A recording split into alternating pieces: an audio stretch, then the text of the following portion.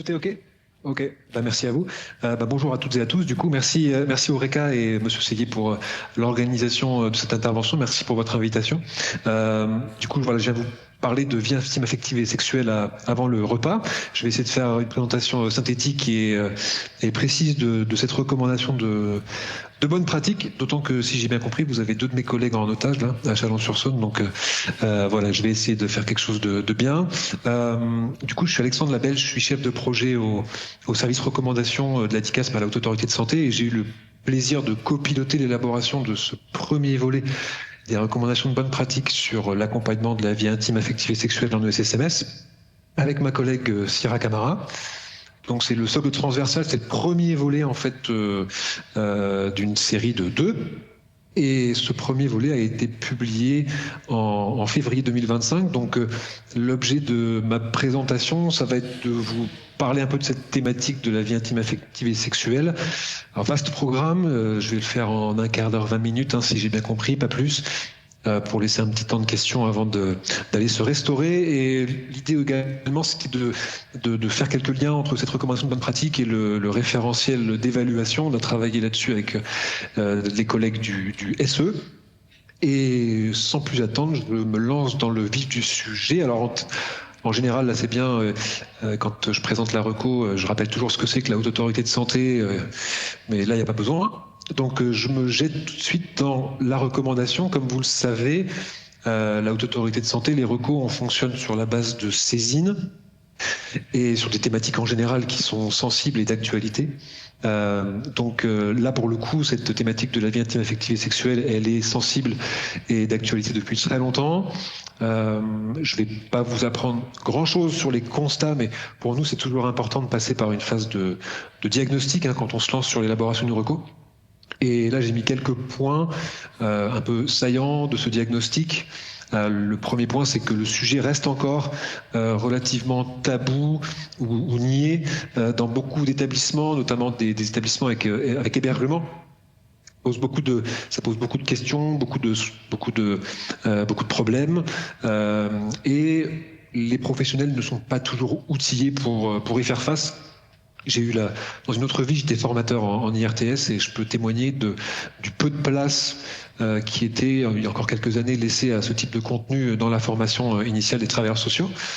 En lien avec ce que je viens de dire, pas mal de contraintes, forcément la vie en collectivité qui amène des contraintes concernant l'intimité des personnes, la frontière entre les espaces collectifs, les espaces de vie privée, la liberté de déplacement, ces choses-là. La priorité qui est donnée plutôt à la protection qu'à l'autonomie et à l'autodétermination. Dans la recommandation, on parlera beaucoup de proportionnalité dans l'accompagnement, et on voit qu'aujourd'hui le curseur il est quand même plus du côté de la protection sur cette thématique. Le manque de formation des professionnels et le manque de ressources, du coup, ça j'en ai un petit peu parlé en introduction. On voit, parce qu'on a fait pas mal d'entretiens exploratoires avant de se lancer dans la reco, que les pros ont encore un sentiment d'illégitimité, notamment par rapport au fait que le cadre juridique est peu maîtrisé, qu'il n'y a encore pas beaucoup d'outils et de ressources qui sont consensuels, même s'il y a de plus en plus de choses qui se développent, et la question de la formation est encore un peu limitée. Malgré ces constats que je vais qualifier de négatifs, entre guillemets, ce qu'on constate, c'est qu'il y a une évolution positive depuis quelques années, et pas forcément que dans le champ des ESSMS, sur le fait que cette thématique, elle est de plus en plus parlée, elle est de plus en plus discutée. J'illustre rapidement ce point avec la parution des contenus par l'Éducation nationale d'enseignement depuis la maternelle jusqu'au lycée, qui deviennent obligatoires, qui sont très détaillés, tant sur le fond que sur la forme. Et d'autres, la circulaire de 2021 dans le secteur du handicap, bref, il y a quand même pas mal de textes et de contenus qui se développent sur cette thématique. Donc, il y a du chemin à parcourir, mais il y a quand même une évolution en cours. Sur la saisine de la reco, alors le projet était évidemment de doter les professionnels, les établissements et services de repères et de ressources pour mieux accompagner cette thématique qui est très vaste, c'est très très vaste. On parle de représentation sociale, du portage institutionnel, des outils, la question du consentement, de l'approche positive, de la vie intime affective et sexuelle, de la prévention des risques, de l'implication des proches. Bon, c'est très vaste. On a 2 volets pour tout traiter, sachant que la reco concerne l'ensemble, enfin en tout cas l'ambition de la recommandation est de concerner l'ensemble des secteurs du travail social et médico-social, avec la psychiatrie en bonus, que ce soit les établissements qui travaillent avec des mineurs, avec des majeurs, en milieu ouvert ou en milieu fermé. Donc vous avez compris que l'ambition, notamment de ce premier volet, c'est de proposer un volet un peu socle, transversal, qui rappelle des principes notamment juridiques, mais également éthiques et organisationnels sur l'accompagnement de la vie intime, affective et sexuelle.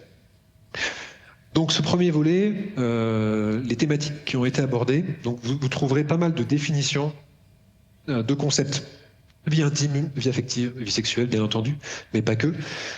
Et les thématiques qui ont été retenues, ce sont, et je vais les développer un peu plus dans ma présentation, c'est la question du portage institutionnel de la vie intime, affective et sexuelle, qui est, le groupe de travail nous l'a fait remonter tout au long du processus, qui est vraiment inévitable. Voilà.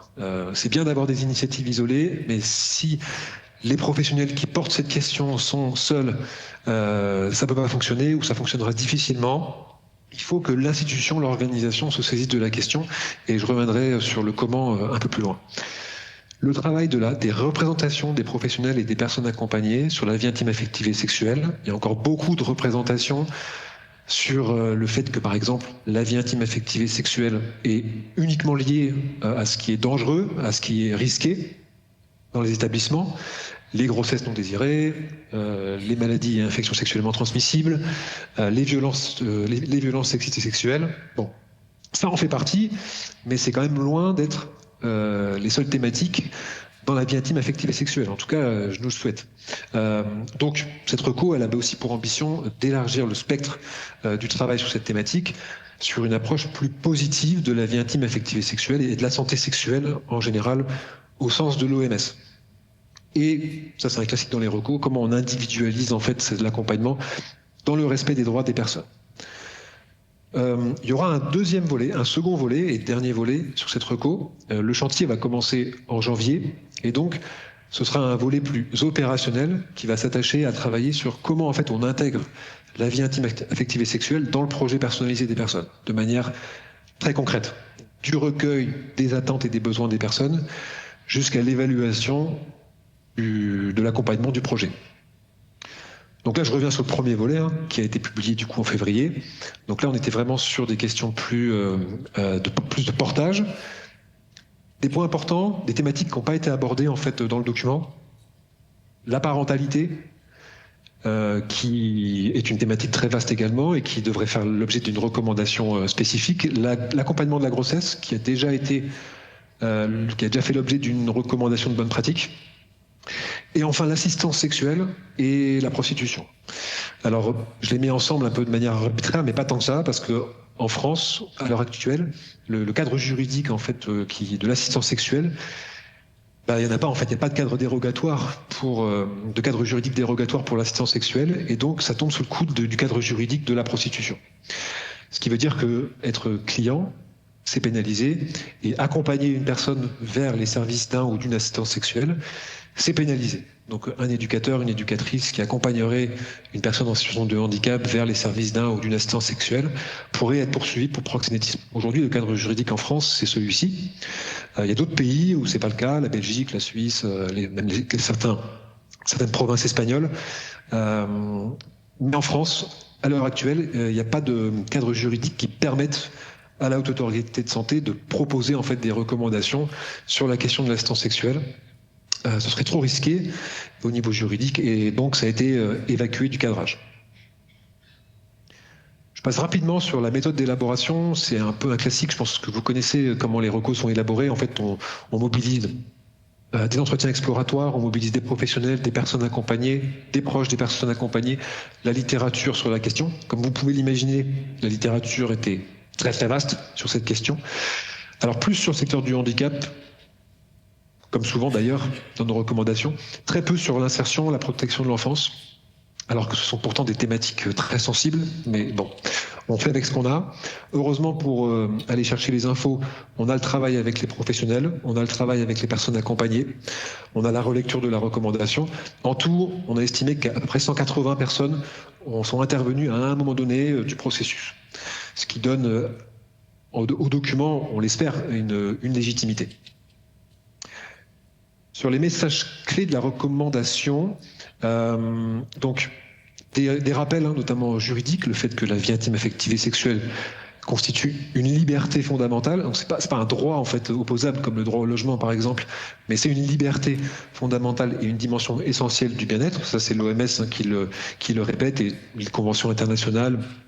Et jusqu'à l'article 9 du Code civil. Enfin voilà, il y a vraiment un cadre juridique là-dessus qui garantit l'intimité et la vie privée en France. Maintenant, c'est pas non plus détaillé dans le sens où c'est que de la jurisprudence. C'est-à-dire que la jurisprudence dit au fur et à mesure ce qu'est l'intimité, ce qu'est la vie privée. Donc c'est très vaste.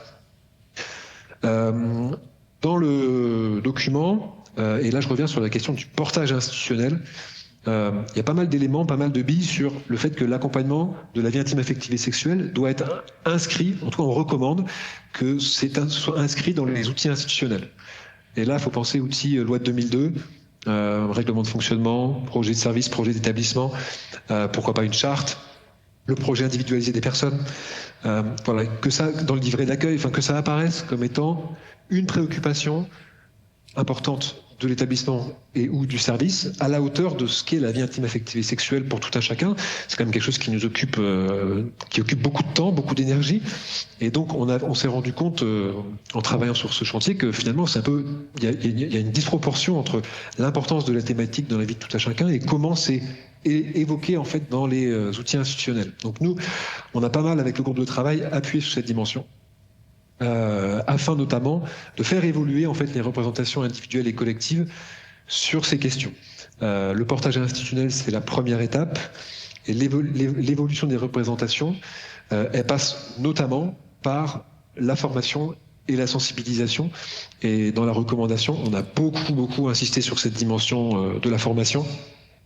Formation continue pour les professionnels qui sont déjà en poste, et on espère aussi toucher la formation initiale, parce qu'on sait que ça commence à ce moment-là, que c'est une thématique qui est vraiment complexe et qu'il ne suffit pas d'avoir juste 3 heures de sensibilisation. Il faut que ce soit vraiment un cycle de formation assez intensif, quoi, pour vraiment pouvoir se sentir légitime à accompagner cette question qui est une question très complexe, notamment en lien avec les proches et les partenaires. Des rappels également sur le fait que l'intimité et la vie privée doivent être respectées autant que possible. Toujours la question de la proportionnalité dans l'accompagnement. Et on fait le lien dans la recommandation avec la liberté de circulation, avec la confidentialité des informations. Que les professionnels doivent connaître les enjeux liés au consentement et au non-consentement dans les relations interindividuelles. Donc là, il y a une histoire de connaissance du cadre juridique qui d'ailleurs évolue à l'heure où on se parle. La question du consentement, je pense que vous avez dû suivre cette évolution au niveau de l'Assemblée. Donc la définition dans le code pénal va évoluer. C'est vrai que ça bouge en plus pas mal, donc il y a une question de veille professionnelle à assurer. Et enfin, la question de procédures institutionnelles qui sont claires et connues de tous, pour prévenir, identifier et répondre aux violences sexistes et sexuelles. On avait eu des échanges avec les collègues du service évaluation, où on s'était rendu compte que ces procédures, elles existent, mais qu'elles sont pas toujours très connues en fait des pros, et que le jour où il y a un événement indésirable grave, comme on dit dans le milieu, qui se produit sur ces questions-là, on ne sait pas toujours quoi faire, on ne sait pas toujours vers quel interlocuteur se tourner. On peut avoir envie de mener l'enquête à la place des forces de police, du parquet. Bon voilà, il y a des choses qui sont intéressantes à penser en amont là-dessus, parce qu'une fois qu'on est plongé dans ce type de situation, vous le savez comme moi, on ne sait pas forcément là où on est le plus objectif. Bon, voilà, je passe rapidement, c'est un document qui est évidemment un peu plus conséquent que ça. Il y a également un deuxième document qui le résume en 10 points clés, si vous voulez aller voir quelque chose qui est plus rapidement appropriable. Sur les liens avec le référentiel d'évaluation, alors À l'heure actuelle, il n'y a pas encore de document qui formalise en fait ce lien entre la reco et le référentiel. Donc là, c'est un échange qu'on a eu avec les collègues du service évaluation et c'est un peu des pistes qu'on vous propose hein, pour faire ces liens, lors notamment des évaluations. Donc, la vie intime, affective, sexuelle dans le référentiel, en fait, elle est abordée principalement dans trois critères. Le premier, c'est donc la question de la vie privée et de l'intimité de la personne accompagnée. Donc là-dessus, je vais pas voilà, répéter ce que j'ai dit tout à l'heure, mais c'est clair que sur comment en fait c'est déployé, la question de la proportionnalité, la question des informations, bon, c'est très vaste. Comment en fait les professionnels connaissent les pratiques qui favorisent le respect de la vie privée et de l'intimité, comment ils les mettent en œuvre, quels moyens, comment ils séparent les espaces collectifs des espaces de vie privée. Bon, voilà, il y a des choses intéressantes à aller chercher là-dessus. Le deuxième critère qu'on a identifié, c'est le 2.3.1 sur comment les professionnels favorisent la préservation et le développement des relations sociales et affectives de la personne accompagnée. Donc là, on est au cœur du sujet, hein, en particulier dans les établissements qui accueillent du public, type internat. Et le troisième critère, c'est le 2.4.5 sur l'adaptation du projet d'accompagnement aux risques liés à la sexualité. Voilà. Donc c'est pas anodin d'ailleurs que la sexualité, le mot sexualité, il apparaisse en lien avec les risques. Dans le référentiel, c'est sans doute un peu révélateur, alors que c'est loin d'être que ça, évidemment. Mais en tout cas, à l'heure actuelle, dans le référentiel, c'est comme ça que la sexualité apparaît. Donc la question de l'évaluation des risques, de la prévention, de la co-construction d'équipe du projet d'accompagnement au regard des risques de la personne, et comment finalement l'établissement, le service met en œuvre des moyens pour mettre en œuvre un projet d'accompagnement au regard de ces risques. Donc là, c'est je dirais, les trois critères où on retrouve le mot intimité, affectivité, sexualité. Là où c'est plus compliqué, je dirais quand même, c'est que la vie intime, affective et sexuelle et la recommandation dont je vous parle, c'est un peu multifacette, c'est-à-dire que ça concerne les trois critères que j'ai abordés avec vous, mais il y a aussi toute la question du droit à la santé, du droit à l'information, à l'éducation sexuelle, la question du consentement, la liberté de circulation, enfin. En fait, c'est très vaste, quoi. C'est très vaste et du coup, en fait, en réfléchissant un peu plus largement, on se rend compte qu'il y a énormément de critères qui potentiellement peuvent être concernés par cette thématique. Et en vous disant ça, je vous rends pas forcément service, d'ailleurs, plus que ça, mais ça reste, je pense, un fait. En plus, la jurisprudence, comme je vous le disais, étend de plus en plus ce qui est protection de la vie privée de manière générale. Donc, on pourrait évoquer d'autres critères, type le 1.11.1 sur la place de l'entourage dans l'accompagnement, parce qu'on sait aujourd'hui que voilà, la vie privée, la vie intime, affective et sexuelle, que ce soit en IME, en MEX, en EHPAD, discuter de cette thématique avec l'entourage, les proches, c'est pas facile. Voilà, c'est pas facile. Ça demande beaucoup de négociations entre d'un côté les droits fondamentaux, les libertés fondamentales de la personne, ses aspirations, ses besoins, et de l'autre les craintes des proches, les projections qu'elles peuvent avoir, par exemple en EHPAD, à ce que la personne âgée ait une vie intime, affective et sexuelle renouvelée dans le cas du décès de son conjoint, par exemple. C'est des choses qui sont pas faciles à appréhender. Donc là, il y a un dialogue à avoir, évidemment, qui est sensible, et la recommandation l'aborde. On pourrait aussi parler du 2.2.1.7 sur la confidentialité et la protection des informations. Alors moi, quand j'étais éducateur spécialisé pour se transmettre les infos, on avait une espèce de cahier de liaison qui traînait sur le bureau, qui n'était pas toujours signé. Enfin bref, c'était un peu épique. Donc pas idéal quoi pour partager des informations.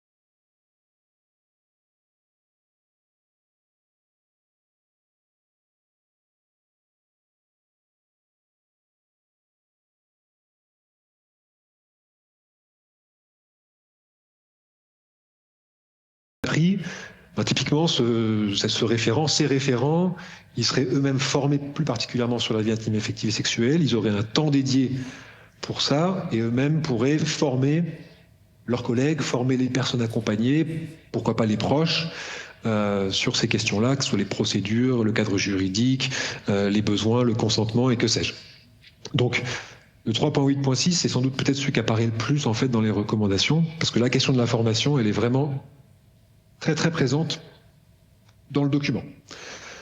Voilà, écoutez, j'ai terminé pour ma présentation. J'espère que je n'ai pas été trop long et merci encore pour votre attention.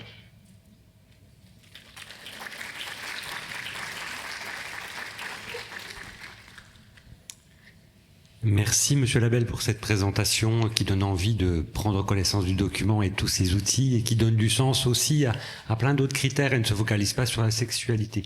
Est-ce que dans l'auditoire, quelqu'un a une question sur cette recommandation de bonne pratique spécifique, sur le lien avec l'évaluation ou sur d'autres recommandations de bonne pratique ?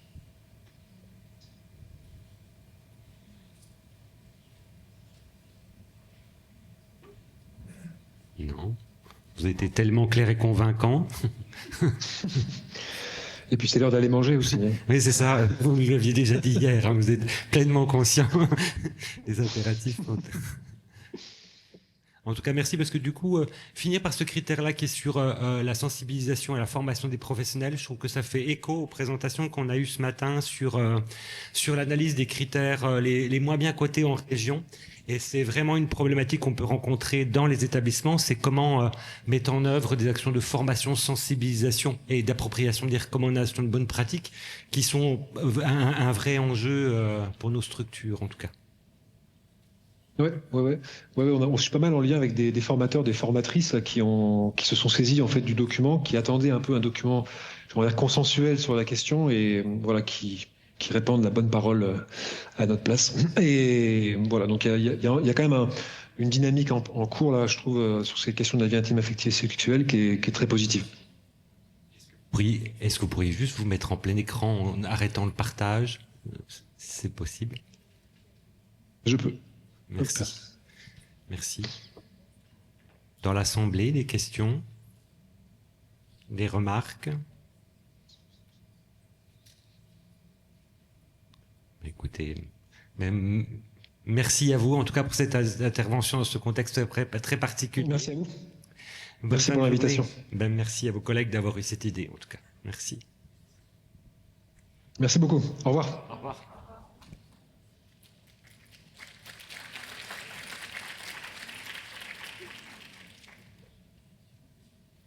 Alors, nous avons maintenant une pause repas conséquente, puisque nous reprendrons à 13h15. Est-ce qu'on pourrait changer d'ordinateur, s'il vous plaît?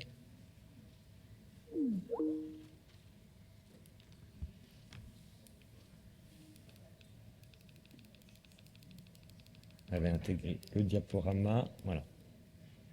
Alors, quelques éléments. On vous a expliqué que vous aviez des badges avec un code couleur pour favoriser ces temps d'échange. On a souhaité aussi, sur ce temps de repas, vous mettre à disposition. Il est parfois pas facile de poser une question quand on est dans une assemblée, ou parce que voilà, c'est une difficulté de prendre la parole, mais c'est aussi peut-être une problématique individuelle qui concerne pas tout le monde. Donc, le temps de buffet se situe à côté. Il y a ce qu'on appelle des stands de convivialité. Donc, les représentants de l'HAS, de l'ARS, les établissements qui vont témoigner cet après-midi, mais également les évaluateurs, se tiendront à votre disposition sur les tables qui sont à votre droite, sur un créneau de 13h30 à 14h15. Ils ont aussi le droit de manger. Voilà, mais n'hésitez pas à aller les rencontrer pour vos questions, besoin d'informations individuelles. Est-ce que c'est clair pour vous ? Écoutez, nous vous souhaitons un très bon appétit et à tout à l'heure pour les 2 tables rondes.